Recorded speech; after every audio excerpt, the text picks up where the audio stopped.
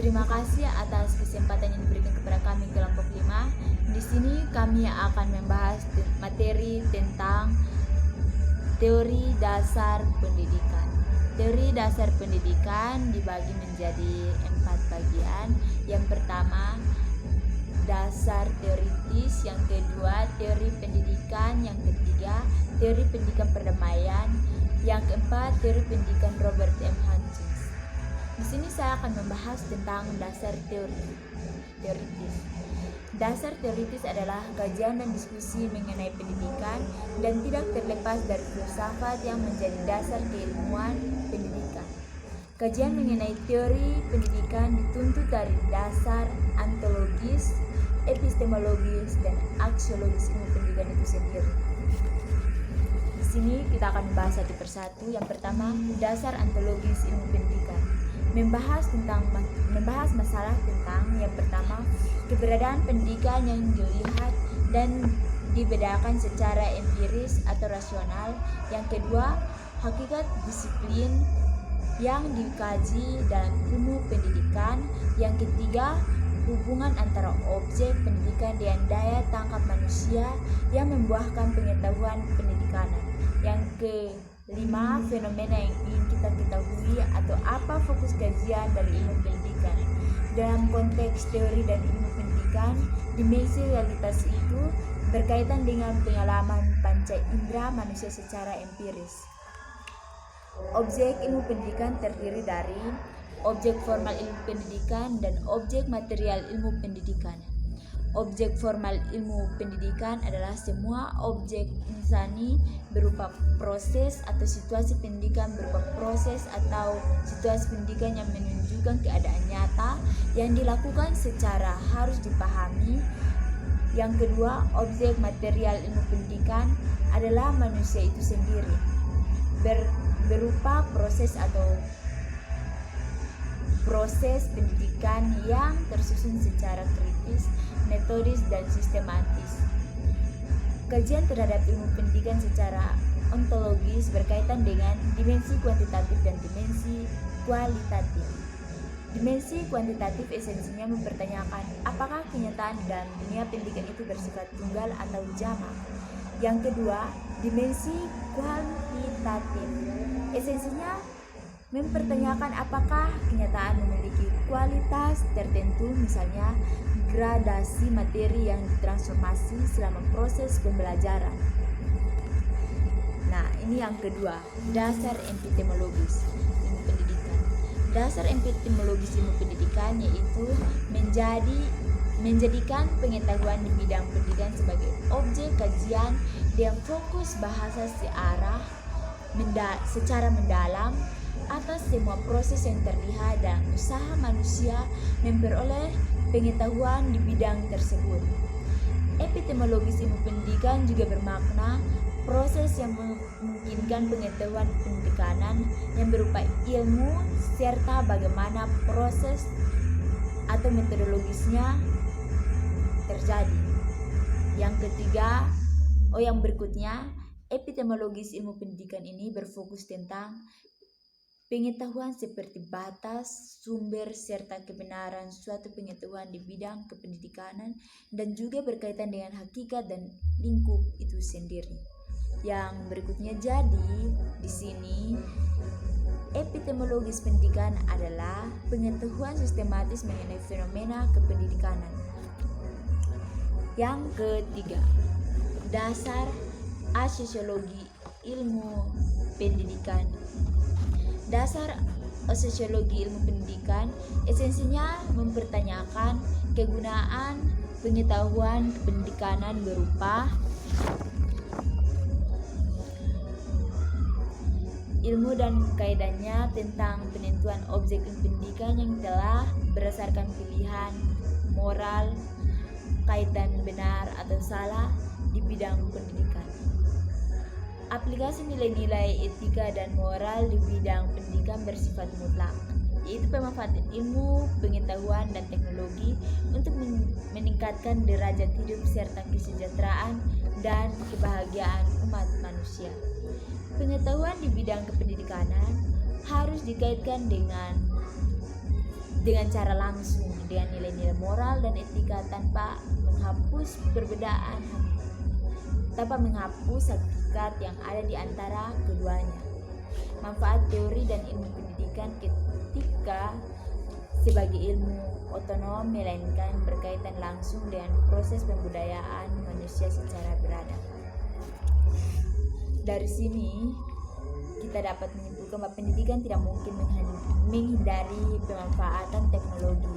Namun penggunaan teknologi telah lebih dari upaya untuk mengakselerasi proses kemanusiaan di bidang pendidikan.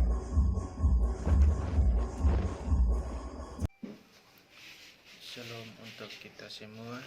Yang menjadi bahan penjelasan saya yaitu adalah teori pendidikan. Nah, pendidikan selalu mendapat sorotan tajam dan sekolah menjadi utamanya ketika menyoal masalah pendidikan.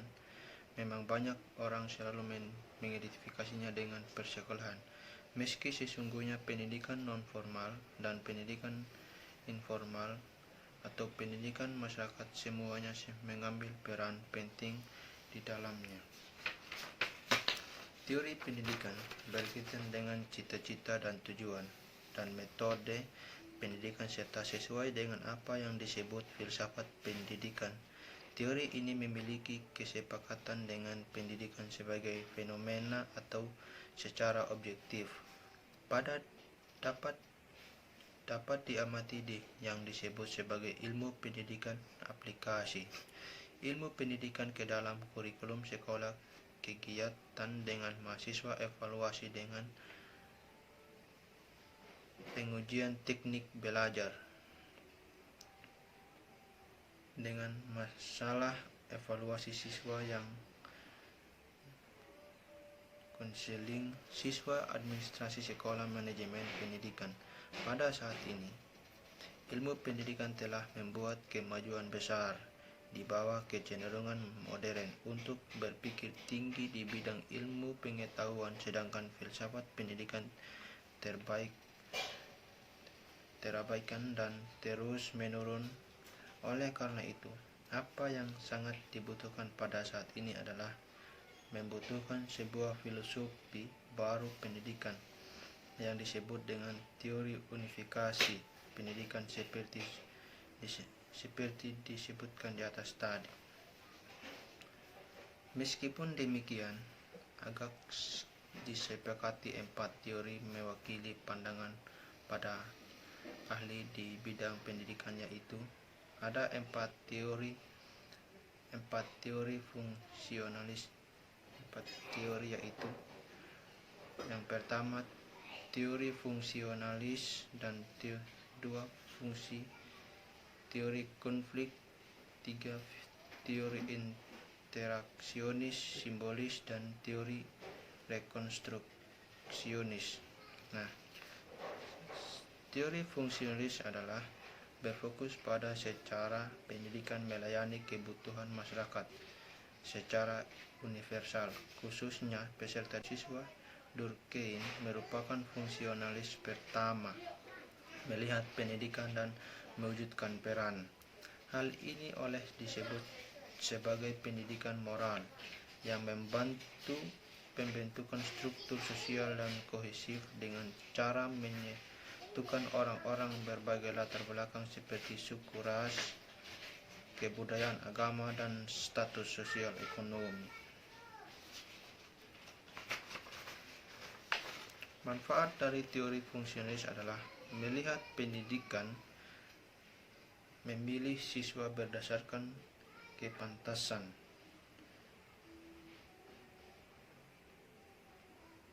2. Teori konflik. Teori konflik adalah melihat tujuan pendidikan sebagai upaya menjaga kesenjangan sosial dan melestarikan kekuasaan orang-orang yang mendominasi masyarakat. Teori konflik untuk beberapa aspek melihat fungsi pendidikan massa dengan alur dianut oleh fungsionalis.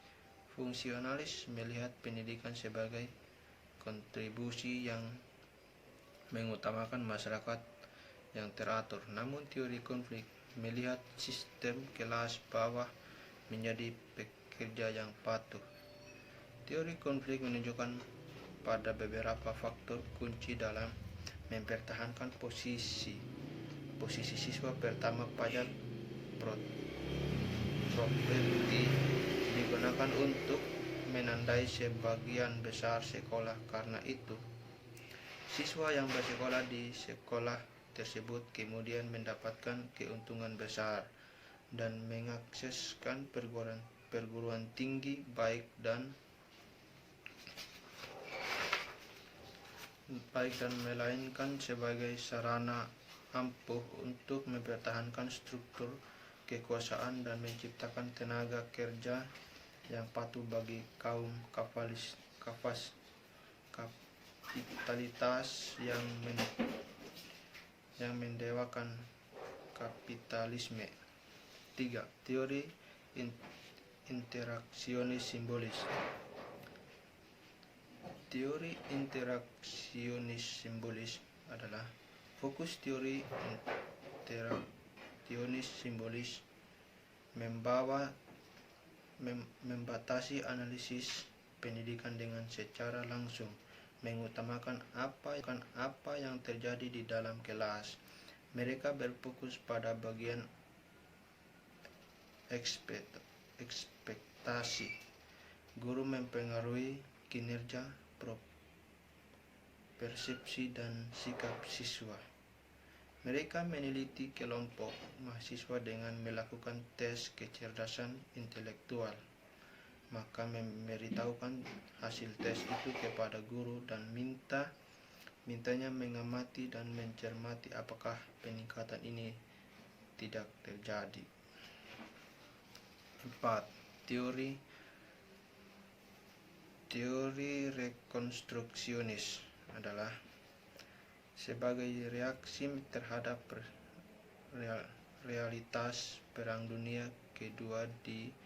Dia mengakui ada potensi yang bertentangan. Di satu sisi, teknologi digunakan untuk membantai manusia, teknologi secara kejam.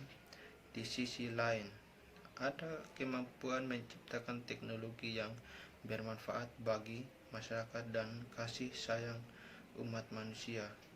George Jones 1889 sampai 1974 mengakui bahwa pendidikan adalah cara paling tepat untuk mempersiapkan orang menciptakan tatanan sosial baru ini. Inilah esensi teori rekonstruksionis sosial. Sekian dan terima kasih. Baik, perkenalkan, nama saya Rian Eliando Komesa. Saya akan melanjutkan materi yang telah diberikan kepada saya tentang teori pendidikan perdamaian. Pendidikan untuk perdamaian secara tradisional dikemas dalam dua ranah, yaitu negatif dan positif. Perbedaan ini dapat dilihat pada inisiatif perdamaian dengan jalan strategi kekuatan penyelesaian konflik mereka yang bersengketa dan pembangunan perdamaian dengan jalan mencoba memotivasi siswa ingin menjadi damai. Pendidikan perdamaian itu bersifat negatif atau positif. Pendidikan perdamaian negatif mencoba memadamkan api, sementara pendidikan perdamaian positif mencoba menghentikan kebakaran atau konflik. Perbedaan lain dalam pendidikan perdamaian terletak pada konten yang diajarkan, pedagogi atau gaya guru, dan keterampilan siswa belajar untuk menjadi orang yang damai. Konten pendidikan perdamaian membahas penyebab perang dan upaya-upaya sistem internasional untuk menghindarinya. Di Jepang, pendidikan perdamaian pada awalnya didefinisikan secara sempit, berarti pendidikan anti bom atom. Belakangan konten ini dipengaruhi oleh perspektif dunia ketiga, di mana telah terjadi perluasan pengertian tentang pendidikan perdamaian untuk menyertakan studi tentang asal-usul militerisme Jepang. Pendidikan perdamaian di seluruh dunia berurusan dengan isu-isu lain, misalnya kekerasan struktural, kekerasan budaya, kekerasan pribadi, rasisme, dan kerusakan lingkungan. Pendidikan perdamaian beroperasi secara berbeda dalam berbagai konteks global. Pertanyaan dilontarkan berkaitan dengan strategi yang menghubungkan teori dan praktik, terutama dalam konteks negara yang sedang mengalami perang atau telah berpengalaman berperang. Konten pendidikan perdamaian pun ditujukan pada masyarakat yang tidak berperang tetapi masih mengalami kejahatan tingkat tinggi, konflik etnis, dan kekerasan dalam rumah tangga. Bagaimana wawasan diperoleh dari konteks yang berbeda dapat digunakan untuk membantu suatu sama lain? Apakah ada konsep-konsep kunci yang universal? Bagaimana mereka diinterpretasikan oleh budaya yang terpisah dalam konteks tertentu? Paulo Freire memberikan kontribusi penekanan pada pengembangan sikap dengan mempertanyakan status quo, kekerasan dan pedagogi yang mengandalkan pada dialog antara guru dan murid, di mana keduanya bersama-sama mencari alternatif untuk menghindari kekerasan. Pendidikan perdamaian menghasilkan pemikiran kritis yang mempertanyakan penekanan pada militerisme yang ditemukan di banyak belahan dunia. Pendidikan perdamaian membangun ruang kelas yang demokratis dan mengajarkan kerjasama dan mempromosikan harga diri positif di kalangan siswa mereka. Guru berfungsi sebagai model peran yang damai untuk membantu melawan sosok mengerikan perilaku kekerasan yang kaum muda terima melalui budaya populer di masyarakat dan di rumah mereka. Gaya mengajar mereka menyesuaikan dengan kebutuhan perkembangan murid-muridnya, menghormati berbagai identitas dan keprihatinan tentang kekerasan yang terbawa di tingkat kelas. Apa yang harus kita perbuat demi kedamaian? Pertama, pertobatan untuk menjadi individu yang baik, antara lain tercermin dalam perilaku di sekolah, yaitu orang yang mengabdi untuk kebaikan keseluruhan. Kebaikan keseluruhan itu merupakan pola perilaku yang dibangun dari kebaikan-kebaikan individu. Kedua, membangun kembali nilai-nilai figuritas di mana elit politik dan sosial sebagai tempat bercermin. Karena akhir-akhir hampir semua lini cermin itu telah retak yang menyebabkan wajah sendiri tidak enak dipandang. Ketiga, kalau kita tidak dapat menciptakan sejarah, jadilah pribadi yang unggul untuk meluruskan sejarah. Dilihat dari ranah penciptaan perbedaan sejarah, James Watt misalnya lebih unggul dibandingkan dengan Goethe.